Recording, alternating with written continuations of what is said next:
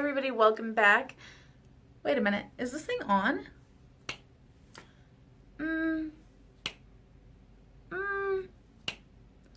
Perfect. Let's go ahead and get started now. Today I want to talk to you about my diet-ish kind of thing that I've been on. Disclaimer right up front, this is not for everybody. And I know that there are some people that take their specific diet extremely seriously, and that is perfectly a-okay for them, but I like to take a little bit of everything that, is working for me and, do it that way. So let's talk about it. I have been for the past 8 weeks doing a keto-ish diet. I started out first 2 weeks doing strictly keto, not having anything outside of the keto range of stuff. And if you are new here, if you are seeing this not knowing what my channel is all about, I'm a truck driver. I am away from home for 5.5 days, sometimes 6 days a week. And so that means that I eat inside my truck all of my meals, pretty much, unless I'm like going to a fast food restaurant, because we're rolling almost 24/7 for that entire time. So then I'm home usually a day and a half, sometimes only a day. So I do feel like I have a little bit of a different circumstance than a lot of people, because a lot of people can come home at the end of the day, and make their meals for the next day. I have to make them for a whole week, and I'm not able to keep a lot of fresh produce on hand and stuff. So that's why I have to kind of adapt things to fit my lifestyle. If you don't have that lifestyle, then you could probably do just straight up keto and have no problem with it. But on my lifestyle, it was extremely difficult to do for that first 2 weeks. So what I did was, for the first 2 weeks, I pretty much was miserable and ate nothing. That's a little bit of an exaggeration, but I pretty much had, whenever I first got up in the morning, a black coffee with a dash of half and half and a little bit of stevia, and that was like cold coffee. I like cold coffee. And so I would have that, and then I meal prepped for the entire week in individual containers, some scrambled eggs, a couple sausage links, and I think that was it in there. Some scrambled eggs and some sausage links, and that was that. I got sick of that by day 3, and I was just like, I don't want to eat anything because I can't eat anything else, and this is all that I have. So that really sucked. And for dinner time during that 2 weeks, I brought along like hot dogs and I think more sausage, because it's just hard, whenever you're in a limited space.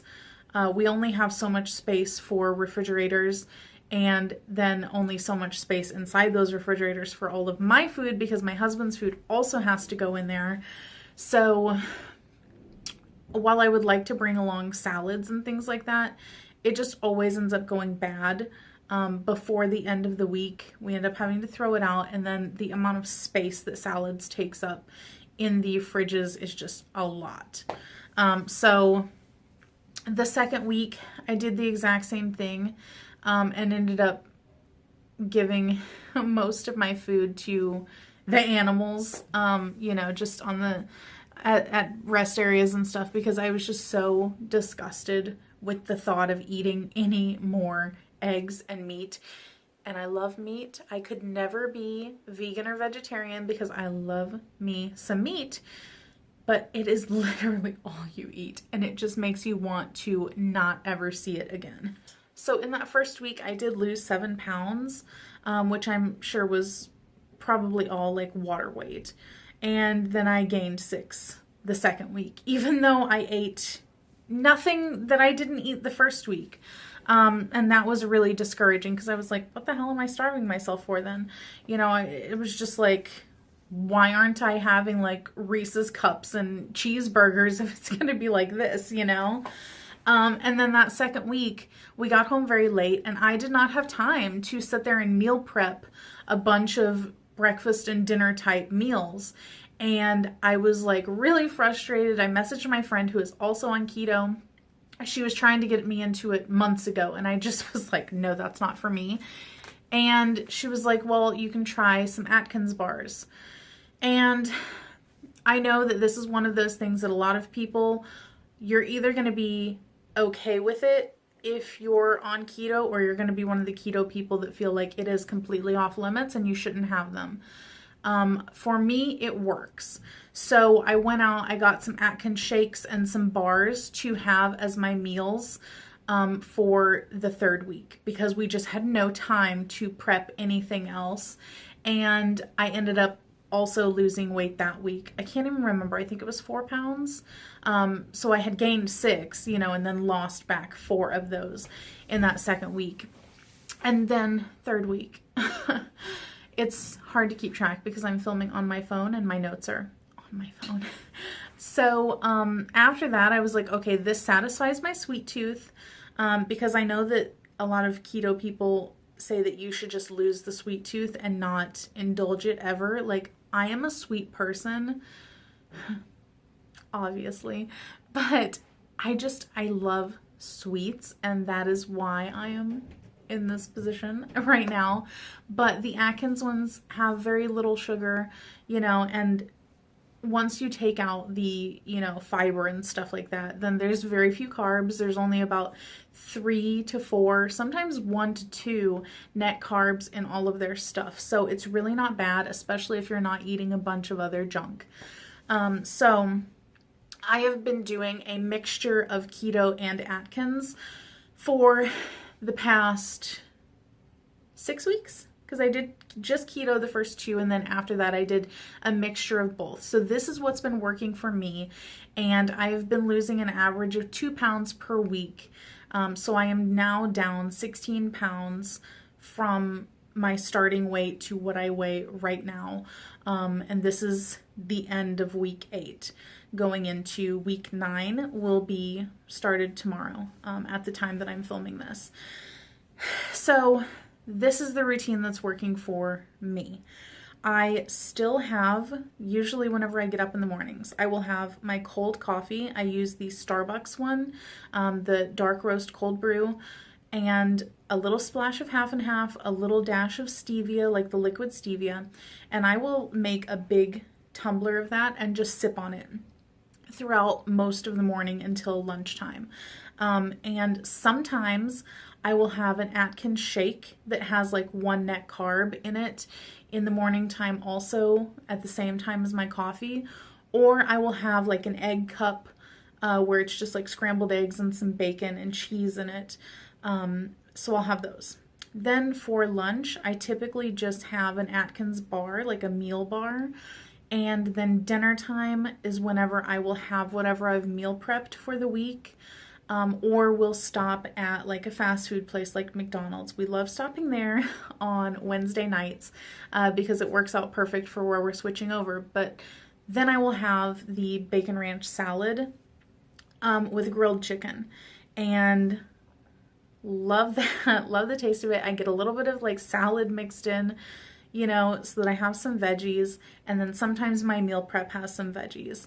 And for meal prep, I will make chicken, you know, tuna steak, something like that. I also want to do a video just kind of showing you like things that I meal prep, because I will usually make just one thing for the whole week, and then the next week I'll change it and make a different thing for the whole week. It's just easier for me that way, because I have so much other stuff going on. I can't make 8 different things. So that's what I like to do. So I feel like I don't really eat a whole lot, but I also don't ever really feel like, oh my God, I'm starving, hungry, you know, blah, blah, blah. The Atkins really help to control the hunger. And then the keto part of it, you know, I still feel like I can have like some meat and some veggies and stuff like that. Now, the other part of it is that I have not been following this strictly. I followed it very, very strictly for the first like 4 weeks. And then I got to the point where it was just like a tipping point, and I was like, I can't stand this anymore. I'm dying to have something other than Atkins shakes and meat, cheese, and eggs. I just can't do it anymore. So I actually just like had a freak out moment. We were at Costco that day, and my husband is like putting all these things in the cart that look so good, and I'm like, I can't have that, I can't have that, I can't have this. He's getting fruit, I can't even have the fruit, you know, and I was just like, screw it, I'm not doing this anymore, it's not worth it. And I, from that Thursday all the way through the next Monday, ate like crap. I had crepes, I had burgers with the bun on them, I think I even had some fries, I had, chips, I think also, like I had everything except actual candy bars, which is strange because that's my go-to, whenever I'm really just like, I want something bad. So I ate like crap, and I came home and weighed myself on that Sunday, and I still lost a pound. So then I was like, wait a minute, maybe I can actually make this work for me. So what I do now is that I don't deprive myself of things whenever it's in a like eating together kind of setting. Like for instance, today we came home and we made tacos, you know, and my husband had corn tortillas that he had bought to go with the tacos. I had one corn tortilla with the taco mixture in it, and then I put off to the side some more taco mixture with like cheese and sour cream and stuff like that. So I will indulge myself a little bit and allow myself to have one thing here or there. So I allow carbs into my diet, and I'm definitely probably not staying below 20. On average, maybe I am, but there are definitely days where I'm below 20 and definitely days where I'm like way above 20. For instance, the other day we went to Costco again, and there's an In-N-Out right there. And we got In-N-Out, and normally if I'm getting a burger from a fast food place, I will strip the bun off and just eat the meat and cheese because I always get mine plain anyway. I only like ketchup on it, and I don't like all that other crap. But anyway, food weirdness is probably what got me here. But the bun at In-N-Out is like toasted and buttered, and it's just so good. So I ate the bun, and I didn't feel bad about it, and I still came home and lost 2 pounds. So it's working for me. This may not work for everybody, and just to also tell you, I am completely sedentary all day long. Like I'm sitting in a truck driving for 11 hours, and then my husband gets up and drives for 11 hours. You know, so basically I am seated or laying down for probably at least 23 hours out of the day.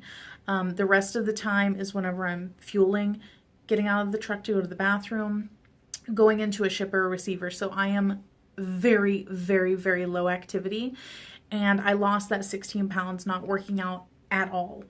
Now, last week we just had our treadmill delivered, so I'm gonna start working out at least an hour a day each day that we're home, so 2 hours a week. And then I'm also gonna try to walk a little bit more whenever we have some downtime, which doesn't always happen, but I'm gonna see. So then I'm gonna see, does adding in the walking and doing some like light workout at home, does that increase the weight loss? Because I think that it will, but we'll have to see. What was so discouraging to me at first being on keto is that every other time that I've done a low carb diet, the weight has just fallen off. Like it just sheds so quickly. And this time it just didn't happen. And I think that the reason is because I don't have that activity going on. Whereas every other time I've tried it, I've been like living in the city. I had to walk to work, walk to bus stops, you know, things like that. So I think that adding in that exercise will definitely help. So we will see. I'm definitely going to keep you guys updated throughout this, because it's something that I need to do for me. I'm lucky that I don't really have any health issues, and before the fitness Nazis come after me, yes, of course, overweight people are always unhealthy. Save it. We don't need to hear it here. We already know that. But I don't have diabetes. I don't have any heart problems. You know, I don't have any respiratory problems.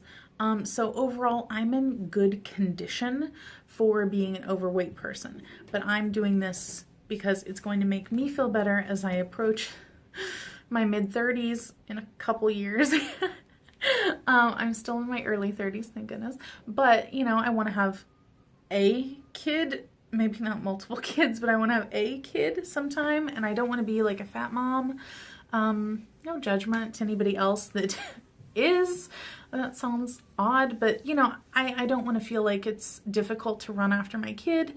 I don't want to continue shopping in plus size stores for the rest of my life. I want to be normal. And the crappy part is that I'm pretty much at my I'm pretty much at the weight that I was whenever I graduated high school. And between graduating high school and graduating college, I lost about 90 pounds. And now I am back to that after starting trucking for the last 5 years.